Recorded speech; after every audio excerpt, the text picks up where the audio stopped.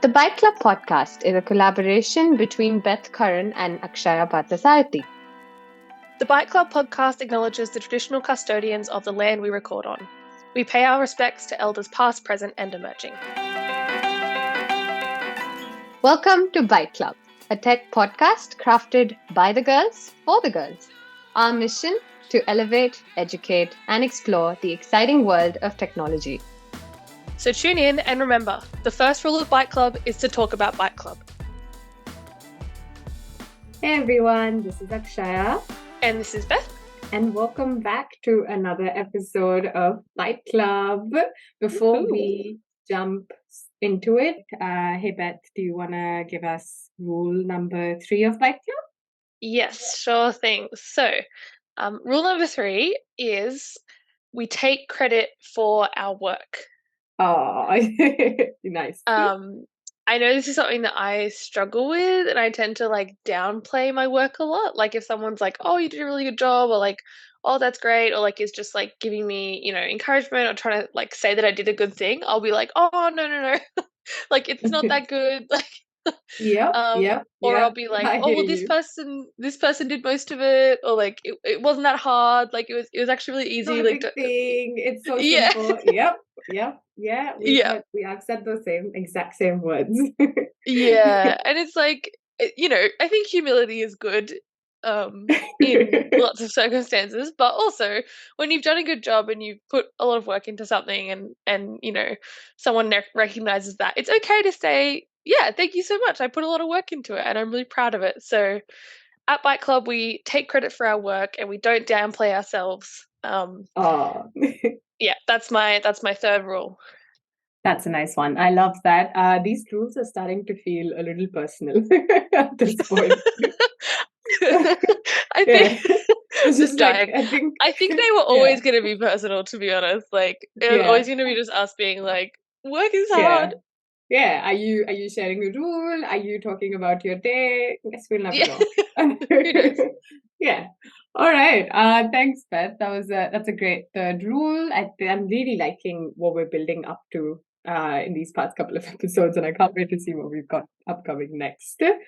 So the person that I'm going to talk to you about today, if anybody listening, or you, Beth, if you are, one of those aficionados of old Hollywood movies, you might have heard the name Hedy Lamarr. She's a famous Hollywood actress, actually. Yes. Yeah. But as Hollywood movies go, she's led a double life.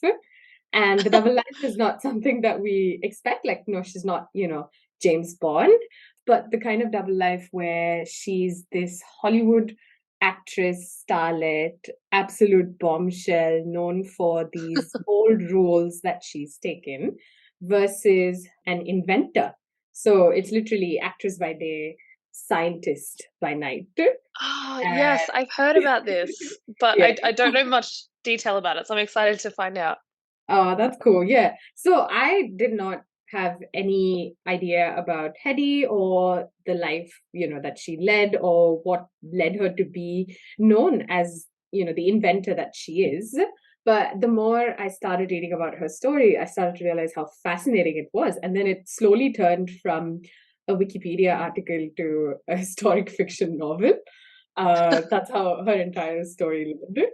Born in Vienna, Austria in 1914. She was born as Hedwig Eva Kiesler, and then later she changed her name to Hedy Lamarr when, she stepped foot on the American sands of Hollywood.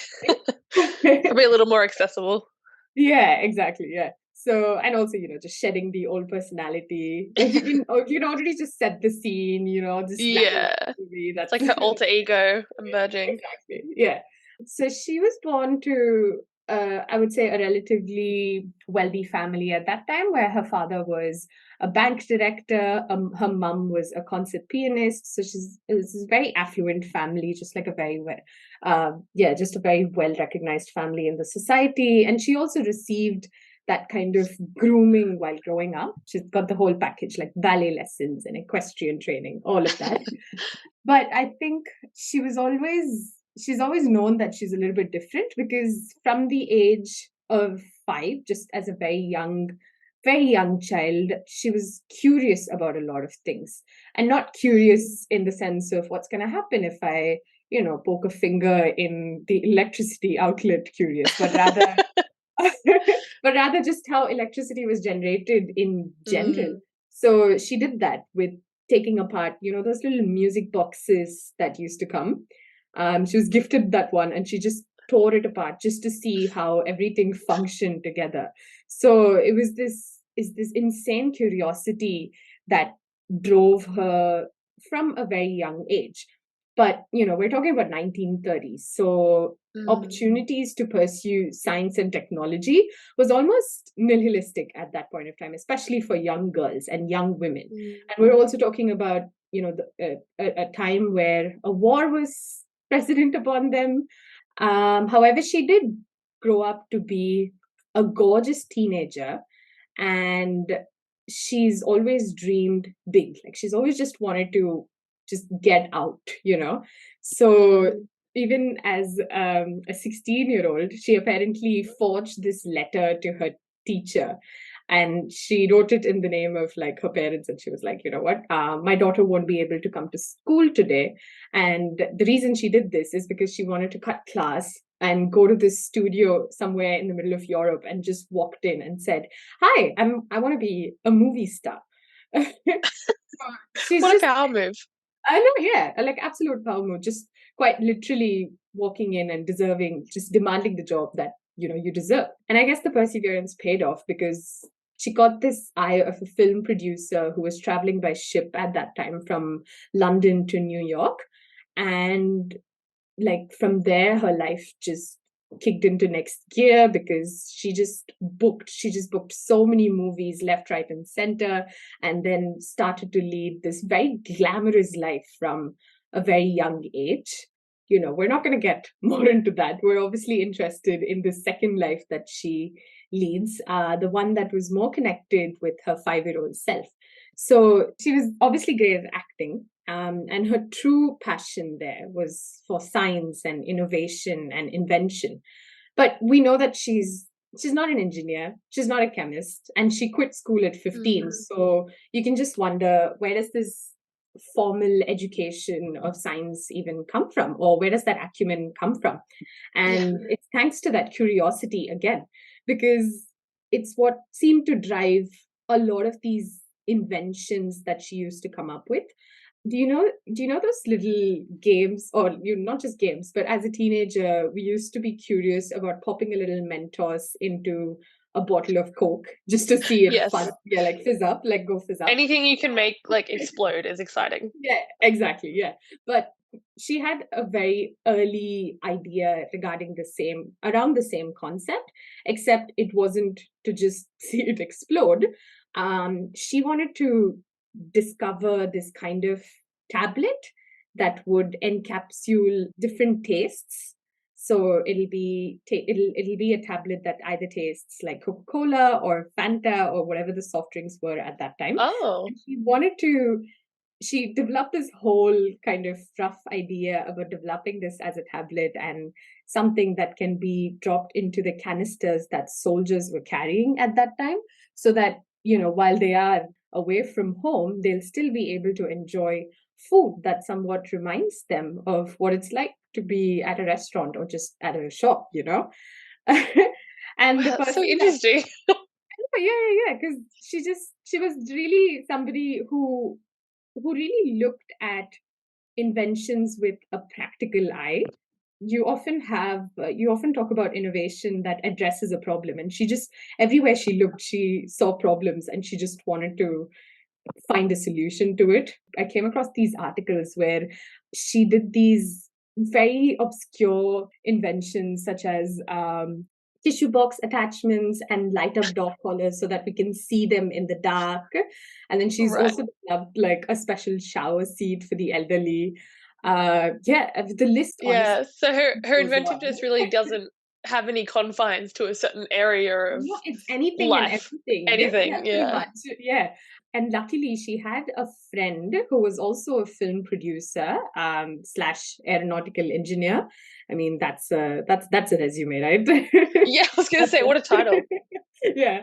And what she used to do was that she used to go on to set, just do her acting bit, and then she used to come back to her trailer, the trailer that was parked, and she had this whole workstation that was set up, and her friend was the one that set it up for her, because he was just like, go at it, just do whatever you wanted to do. And he could really recognize that Hedy had this thirst, or this, that just could not be quenched, this thirst for science that was clearly going to waste. And he wanted to just encourage her as much as possible to get it out there. At home as well, he's helped her set up space going where she can start inventing in her free time. So she was just doing that left, right, and center. But obviously, once again, we're not here to talk about even those inventions. Like, obviously, not here to talk about the light up dog collars or tissue boxes or Oh, tablets. that's not what this episode's about? No, that's all it's about. Oh, okay. It would be cool, maybe sometime. But the reason that we speak about her today is because of a concept that she discovered, specifically called frequency hopping, which today developed into spread spectrum technology. And that underlies the workings of Bluetooth and Wi-Fi. Oh, right. Yeah, you did not see that coming. Yeah, Yeah, pretty fundamental stuff. I know that's like a total 180-degree flip. Yeah, the story to how she came up with this is so interesting. It particularly was triggered by an event, or rather an attack that happened in the Atlantic during, I think sometime around the Second World War, where German U-boats are otherwise known as submarines, they torpedoed a ship carrying a lot of children and soldiers. And I think about 80 children died in that. And the British torpedoes at that time were very outdated compared to the German ones. Like, their technology, although behind for that time, they were still pretty good. And they were getting better, crossing those enemy lines and just, yeah, destroying more. It's quite sad. And obviously, Hedy was also another person that was extremely saddened by this. And she could see the problem clearly. She knew how torpedoes worked, and this was because of an ex-husband that she had, and his interest with military weapons. She wasn't just there as an arm candy. She was always actively listening in on these dinner conversations and figuring out how they worked, and her brain was always on. So she knew how these torpedoes worked, and she could understand that this was clearly a problem that America needed to work towards. And she wanted to come up with a solution that would help the attack system from America, or the British Navy forces, to be much better than that of the Germans. And she wanted to do something about this. So at a dinner party, she met this music composer, George Antheil. And these two could be described as somewhat like two kindred souls, because they Oh. were these brilliant minds in completely different professions to what they were supposed to be. Because he was a music composer, and he was also an avid inventor. Like, he loved doing crazy things, and she just happened upon him at the party, and they instantly connected. So she came up with the idea in order to do radio controlled torpedoes. And that would help the British at that time to aim better.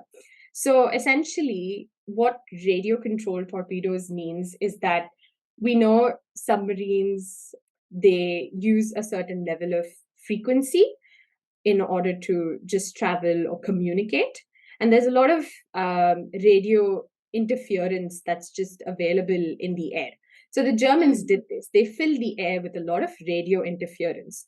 So a radio controlled torpedo here would catch on to a particular frequency in order to develop a path from beginning to end. So it would be easy to Wow. those signals from source to target, but not just in a way of creating a path, but also in a way, she also discovered a way to make sure that this path goes uninterrupted. So essentially, what she was building was a secret way of communication. It's like, I want to talk to you, Beth, but I want to ensure nobody else can listen in on this conversation. Yeah. Sounds like a very basic idea, but we're talking about like 1930s, and something like this Yeah. had not come upon them, and neither could they come up with a practical usage for it. So we're talking about one of the oldest versions of an encryption system, or the ideas or the workings of an encryption system in a way that nobody could crack. And I will get to explaining exactly how this encryption system works in a little bit, but I want to discuss how this was perceived in the public eye. So George and Hedy, right, they got to work. They came up with this beautiful idea and this beautiful invention that would immediately help the US Navy. And they patented it. They took it to the Navy only for their invention to be thrown back to them. And it was quite sad because they were like, this is not going to work. This torpedo is the torpedo that they wanted, the radio controlled one, is too large and too heavy to be fit into the US Navy ships. And they just kind of gave a bunch of excuses at that time, and they said no to their invention. And I think this was around 1940 when they presented it. So by 1942, however, the US government seized Hedy's patent and they claimed it as property of an enemy alien because she was an Austrian. And that was just, yeah, that was just really bad because until then, it was really sad because until then they were very happy claiming her as one of her own. Like they were so happily calling her Yeah. Hollywood starlet, and Yeah, she she's this American movie star. exactly, she was this American movie star. And the moment she came up with something that could actually be resourceful, and they realized that it was resourceful because clearly they came back and they seized it. And they were like, oh, this is property of, this is enemy property, so we're taking it away. So we can take it, yeah. Yeah, pretty much. That's so bad. I know. And she, and I'm not kidding you, she was suggested to stick to raising money for the war. The way that they did this was because actresses used to, auction certain things like postcards or messages, and even a kiss on the soldier's cheek would go for a certain amount of money. And Hedy did this as well. She did that with absolute grace. She raised around $7 million for just for funds. Yeah, I know. And but it just infuriates me because at the end of the day, they just came back and they said, you're good at, looking pretty. So why don't you just stick to that? Yeah, after they've already acknowledged that her invention is good enough to steal. Well, I don't know if they ever acknowledged it. Yeah, they just stole it. Yeah. They didn't even acknowledge it. They just recognized at least that they wanted to steal it. Yeah. So, a couple of years have passed by then. Their patent has expired. So there's nothing that's legally linking George and Hedy back to their invention. And it's already in the US Navy's property, right? So by 1957, there were a couple of engineers in Buffalo, New York, who developed a frequency hopping system. And this replaced the model that was initially built by Antheil and Lamarr. We don't exactly know if, they just looked at the blueprint that was provided by Antheil and just pretty much did their own invention based on it. But this was something that and ultimately, it was the same invention that went abroad the US Navy ships, which aided them during the Cuban Missile Crisis. And a couple more years later, the basis of this technology evolved into what we know today as spread spectrum technology, which helps Bluetooth connectivity and Wi-Fi transmission. And Hedy's name has not been associated with it until 1997, when she Oh was my given gosh. the proper recognition. I know. She waited more than 30 years. And the Electronic Frontier Foundation was the one that granted her this award, recognizing her efforts towards science and technology. She graciously accepted it at that time. And then, as Yeah. soon as the reporters came about, she was like, well, it's about damn time. Yep. Yeah. It's really funny. Fair The enough. details of all of this and, just her wonderful life has been captured in this documentary film by Alexandra Dean titled Bombshell, for anyone who wants to get a deeper look at Hedy's life and whatever she was up to. But the part that angers me the most is the fact that though she did receive recognition, and I know sometimes they say recognition is more important than the money, she didn't receive a penny for her patent, obviously because it's expired and she had no claim over it. But filmmaker Alexandra Dean says in the movie that she estimated Hedy's invention to be worth about $30 billion. Oh my So, gosh. yes, so reiterating rule number 3, Beth, next time Yes. you're shy about That's lined taking up credit, well. just don't. Don't. Yep. Because, $30 billion are sick. That's crazy. Yeah. It makes sense. Everything I now is built on Wi-Fi, Bluetooth. Like it's fundamental to how we operate. It is, exactly. And it was this concept that she discovered, which modern day Wi-Fi doesn't essentially use spread spectrum technology, but Bluetooth connectivity definitely does. And I will also talk about a couple more applications of how Hedy's invention drives a lot of the day-to-day stuff that we do. But that was pretty much Hedy Lamarr's life. Better late than never, recognized hero. Yep.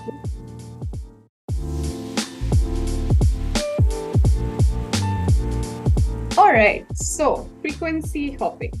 Do you play the piano, Beth? Very poorly, but my mum plays the piano very well, and she All tried to right. teach me when I was a kid, but it's never a good idea when parents try to teach their kids instruments, so I rebelled and played the violin instead. Very, very natural explanation, of course, yes. But for this next bit, I would like for you to imagine we're like masters of the art, okay? Okay. Okay, cool. So think of both of us on a piano, and we've just watched a musical, and we've got one of those brains that, instantly recognizes all of these songs. So we know Mhm. the entire musical by hearted on the keys. And we've got one grand piano, and I start playing a song, and I ask you to jump in and play the song if you recognize it. So I start with one song, you recognize it, let's say a couple seconds later, and you jump in and you play it. And then we've got that song going on for a bit. And then I shift to another song. And the way that you instantly recognize this is because of a change in the key. And then you jump onto that song as well. And before you know it, we look like absolute badasses on the piano, just just playing it out whatever we want. But it might look crazy to a third person because this person probably has never, I don't know, seen the musical maybe, and doesn't really know what we're going to play next, or can't recognize the next song with the level of accuracy that you do. Yep. That's how frequency hopping works. if that Okay. if that bit makes sense. So in the simplest way possible, we've got a band of frequencies, right? So we know that Hedy's proposal of getting a torpedo from one point to the other has to work when a radio transmission is available or a frequency is available. But sending it on one frequency is just as good as any kind of a missile that goes from source to target. Their problem is not with just the aim. Their problem was with the fact that the missile's path could be interrupted or broken by the enemy. And they didn't want the enemy figuring out the path. And the only way to do this was to keep changing the path in a way that only they would know. Yeah, You would do that is by jumping different frequency bands, which, as we know, is frequency hopping. The little piano example that I gave you is actually a brainstorming session that Hedy and Anthil did. So they did that musical game. Oh, right, because he was a composer? Exactly, he was a composer. Yeah, okay, so he has a musical brain. Exactly, yes. So he just immediately saw an opportunity out of this very silly game where he started playing a song, and as soon as she recognized it, she would jump on it. So if two musicians are playing the same music, they can hop around the keyboard together in like perfect sync. But anyone that's listening from the outside, as I mentioned, if they don't know the song, they'll have no idea what key is going to be played next, right? So the signal here was basically the changing frequencies. And that's essentially how you would apply it to radio controlled torpedoes in order to stop it from getting jammed or interrupted, because it's a pathway that only you've been able to chart out. And it's so unpredictable that it almost feels like a symphony of changing frequencies. And the way that Anthil came up with this is actually it's so interesting, because he took a leaf out of something out of his own book. He's very known for his famous, or rather notorious, musical inventions. He did something in 1926 called a ballet mécanique, which was so powerful that it literally blew away the audience. He managed to get this symphony together with 16 player pianos, 4 xylophones, 4 bass drums, a siren, and 2 airplane propellers. Like, I can't. Of course, as you would. I'm just imagining the sheet music, like, one of the lines is like airplane propeller 1, airplane propeller 2. Yeah. Yeah, exactly that. But it was because of the synchronization from these 16 player pianos that gave him the idea for frequency hopping itself. So what he did was he took holed paper rolls, like literally poked holes into paper rolls that you would provide into a piano. And these kind of holes would let the piano know what the sheet music is, right? So the slotted holes are what would be sent out into the torpedo itself. And this is like a carbon copy, which would ensure that both the sender and the receiver would be on the same page at all times. So it's like a steady stream of frequencies that would get them from source to target without any interruption. So the frequency changes it's only known to the sender and the receiver. That's how they came up with this secret communication system. Yeah, so I see what you mean now in terms of it being like an early form of encryption. Exactly. It's just basically a code that the torpedo has and the sender has, and then they can operate with that pattern. So how does that translate into today's technology? Because frequency hopping is how Bluetooth technology works, because you've got a wide spectrum of frequency bands. When the sender and the receiver both agree on a hopping sequence, it's that specific order in which they would switch to match the pattern and ultimately get the message from the source to the target. Yeah. Right. So is that why you don't hear everyone else's music coming out like into your Bluetooth headphones when you've got your Bluetooth connected to your phone? Like when transmission, yeah. I guess so, yeah. When you've got your transmission working during communications, these Bluetooth devices basically just they just hop from one channel to another, but they're also doing it at an insanely rapid speed. It's almost like Yeah. 1600 times per second. So if that channel is busy, they'll immediately switch to like another channel, and you just don't know which channel it's going to take. That's pretty much how that little piano game translates into this wonderful technology that we have today. Yeah, awesome. That's a really cool explanation. I really like that. And I love that that's how they actually kind of Came came up up with with it in the it as first well. place. Yeah. Like, yeah, using their Yeah. skills in creative fields and applying it to science. I think, yeah, a lot of the best science comes from very creative people. So, And very everyday items, like we didn't realize that. yeah. All right. So Hedy Lamarr's and George's invention of frequency hopping has several modern day applications. As I've already discussed, we've got Bluetooth transmission and Bluetooth technology in today's world that is quite literally, it has the foundation of frequency hopping. Wi-Fi, although today it uses something called direct sequence spread spectrum, it's not exactly the model that was proposed by Hedy and George. So they've got, you can still say that because frequency hopping was discovered, it kind of made the other technology possible. So it's definitely Like a foundational stepping stone. groundwork. Yes, it's yeah, exactly. It's stepping stone or it's groundworks. The other application that we can see is, the reason that it was founded for, which is military communications, in order to create the secure military communications so that you have like jam resistant communication channels, the way that you communicate from one station to the other so that you do not have a third person listening in on all of the information. And one of I think the most relevant and the most interesting one is Internet of Things, or IoT. So Internet of Things is the science behind how we've got everything smart working today.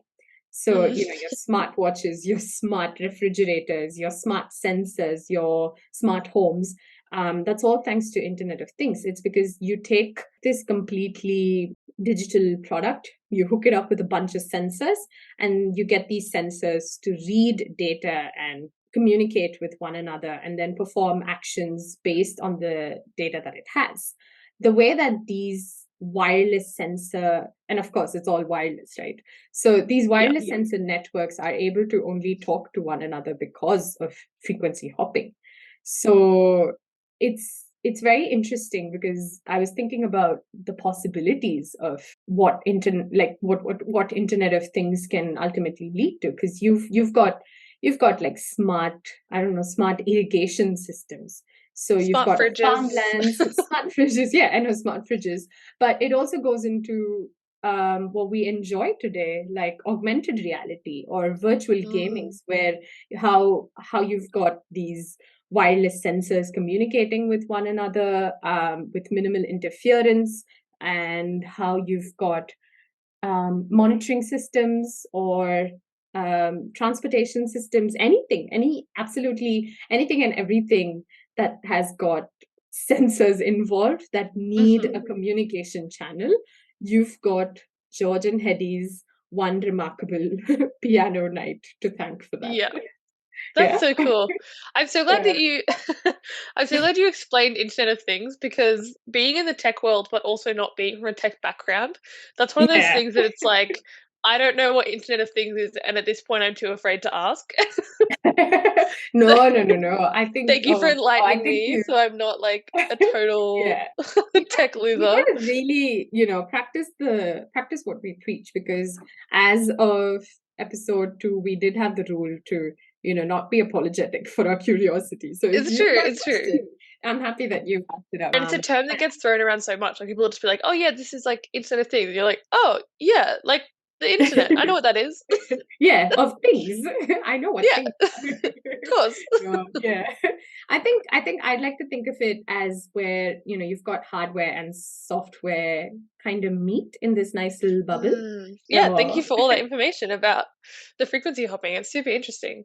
yeah, it is. She passed away a couple of years ago, Hedy Lamarr. I think around the early 2000s. She was 86 at the time that she passed, but I think she would have loved today's technology. I just know Yeah. if she saw, I don't know, augmented reality, or if she saw the Yeah. possibility of us living in a metaverse, or even just ChatGPT, she would have lost her mind and she would have loved it as Probably this we've had so many famous more great person. ideas. Definitely, yeah. She would have come up with some base ideas that would have driven, and she's already came up with this wonderful idea that drives modern wireless communication. Mm. So, yeah. Thanks so much, Akshaya. Do you have anything else to add? I think there was this quote that Hedy had shared to on an interview earlier. I thought it was very telling of her nature, because she said that the biggest people with the biggest ideas can be shot down by the smallest people with the smallest minds. Think Ooh. big anyway. She said, build anyway, give the world the best you have, and you'll be kicked into the teeth. Give the world the best you've got anyway. She was definitely, it's coming out of experience. She was kicked to Mm. the curb, and she just got back up and just persevered on. And I Yeah, that's think, amazing. yeah, I think these are some crucial lessons to take away from a very remarkable woman. Yeah, beautiful. Yeah. Well, that's the end of the episode. Please let us know if you've liked it, what part you didn't get, and maybe we can start solving some doubts on Instagram if that's necessary. Hmm. And as always, share, like, and comment, and keep a lookout for the next episode by Beth, which I, again, do not have any idea about. So I'm very excited to learn. Yes, I'm excited too. I actually still need to decide on my person, so it'll be a surprise to both of us. Well, that's the end of it. So thanks, everyone. Thanks everyone for listening. Talk to you next time.